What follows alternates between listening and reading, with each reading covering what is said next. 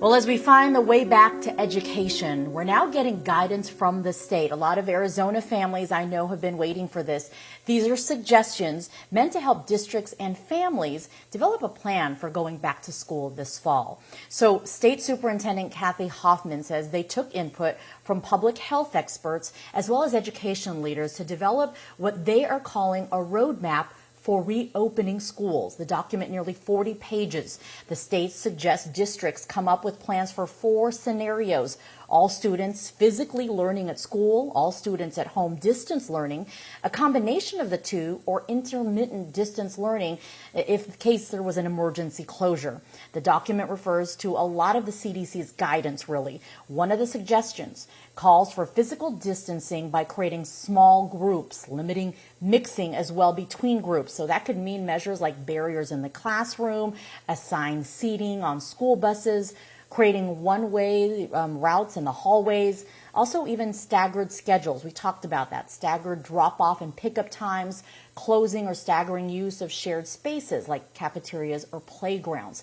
For staff or students considered high risk, the recommendations are getting personal protection equipment, modified job responsibilities for the staff, and also offering virtual learning options to reduce the risk to students. Parents like Lauren Pack are concerned about how safe classes will be, as one of her 4 children is a type 1 diabetic, which puts her at a higher risk. And I just don't know how a school system keeps those kids that are higher risk from getting sick, but you also can't deny them access to school. That's part of public school. And so, yes, I need to make sure that she's around the healthiest people. I don't know if an 8-hour school day in a tiny classroom with 33 kids is an option, but I also can't find it in my heart to say it's equal for her to stay home while her other siblings go to school. So a lot of parents, of course, you have to decide what's best for your child. Using the roadmap, though, it'll be up to each district to decide what works best for their students and teachers. We haven't received a timeline yet for when districts have to have a plan in place. But again, now there is more guidance, really following what the CDC has already suggested. One of the things that also came up in the document, I know parents have asked face masks. How can students learn with face masks? That is a consideration under there. If it's appropriate, if social distancing can't be used, of course, with limitations for kids under 2, no face masks there, but many things to consider. We have the full document, and we're going to post it on azfamily.com if families would like to take a closer look. So give us some time. We'll get that up there for you for the roadmap to reopening our schools.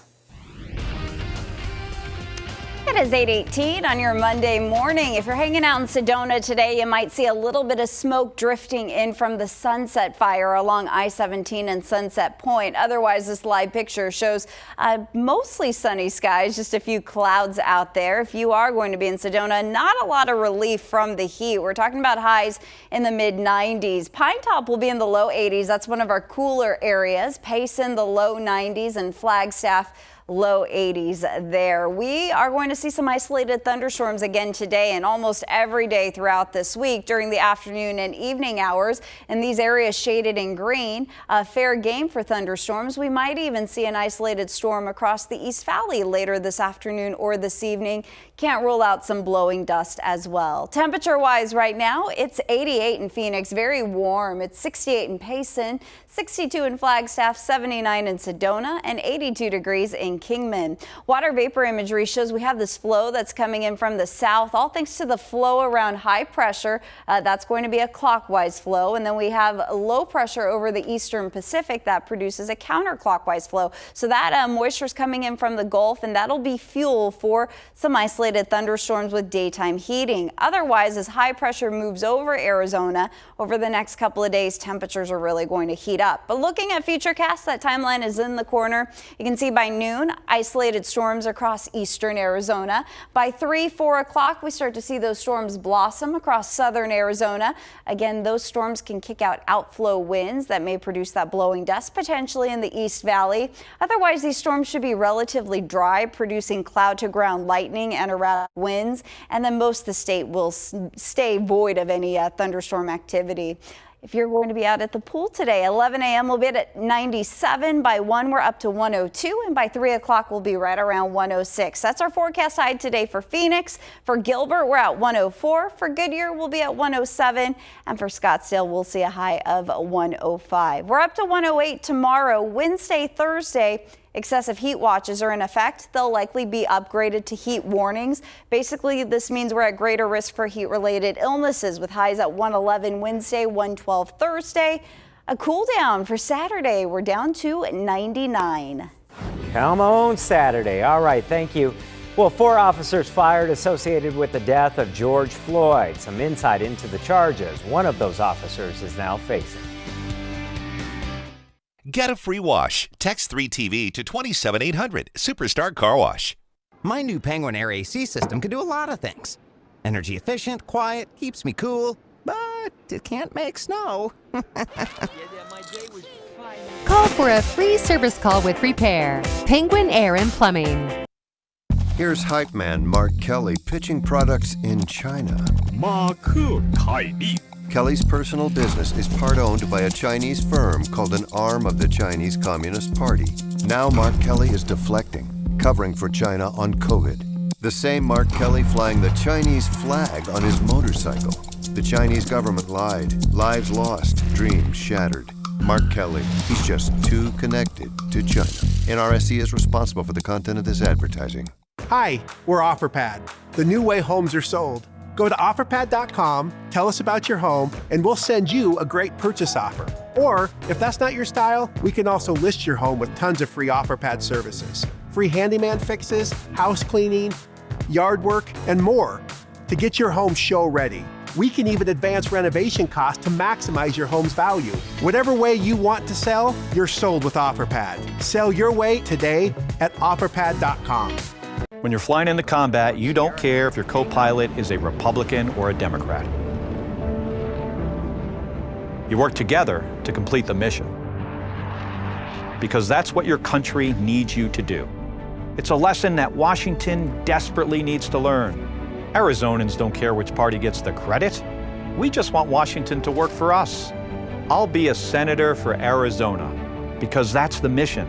I'm Mark Kelly, and I approve this message.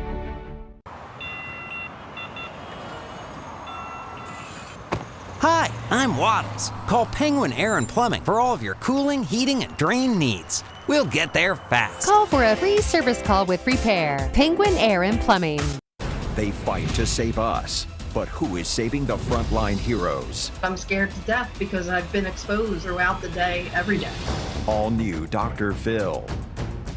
Today at 3 on Arizona's Family 3 TV. Well, welcome back. Protests erupting across the country, including right here in Arizona, calling for justice after the death of George Floyd. Now, he was arrested in Minneapolis, but video release shows a police officer with his knee pressed on Floyd's neck for nearly 9 minutes. Floyd could be heard begging, pleading with officers, saying he couldn't breathe while other officers held him down. The 4 officers involved in that arrest were immediately fired. But 44-year-old Derek Chauvin, the officer who was kneeling on Floyd's neck, was arrested Friday and is now facing third-degree murder and second-degree manslaughter charges. If convicted, he could face up to 12 years in prison. So why these charges and how can we expect this case to play out? Giving us some legal insight this morning is defense attorney Jason Lamm. We thank you very much for joining us this morning. Most people have seen this video by now. It's shocking to everyone. They would look at this and they would say, this is a slam dunk case, but is it? Well, Javier, first off, we've all seen this horrific video. First and foremost, what Derek Chauvin did was absolutely wrong. It was completely inconsistent with policy. It was completely inconsistent with training. But when you charge someone with murder, they're not on trial for policy violations. They're on trial for causing the death of George Floyd. And I think in this case, prosecutors are going to have some very, very unique legal challenges. And that's all we're talking about today is purely legal issues. And let's talk about this third-degree murder charge, because it's fairly unusual, a third-degree murder charge. What does it mean, and what does prosecution have to prove here? You're right. The charges are unusual, Javier. In simple terms, Minnesota's third-degree murder charge involves recklessness. The manslaughter involves negligence. Now, note, if you want to go to a first or second-degree murder, you've got to show intentional conduct. And I think that's something that prosecutors, particularly at this early juncture of the investigation, they struggled with. And that's why you saw, frankly, what would appear to be somewhat weak charges based on everything that we've seen. But there's a lot out there we don't know yet. And it's important to note, you can always upgrade charges as this investigation continues. Oh, you can absolutely upgrade charges. And just yesterday, the Minnesota Attorney General took the reins of the investigation from Mike Freeman, the Hennepin County Attorney. Who knows what's going on there, but, for a state attorney general to rip a high-profile case away from a county prosecutor so quickly, that raises a lot of questions, and certainly it gives them the discretion to reassess the case and file more serious charges in due time. Let's talk about what happened from one day to the next, because on Thursday, the county attorney said they were still looking at evidence, talking about what worked, what didn't, and then the very next day they filed charges. What might have changed? And that was pretty shocking, because on one hand, Mike Freeman gave this press conference saying there's evidence to support a charge and evidence that doesn't support a charge. And there was tremendous public outrage. Yet the very next day, Derek Chauvin's charged.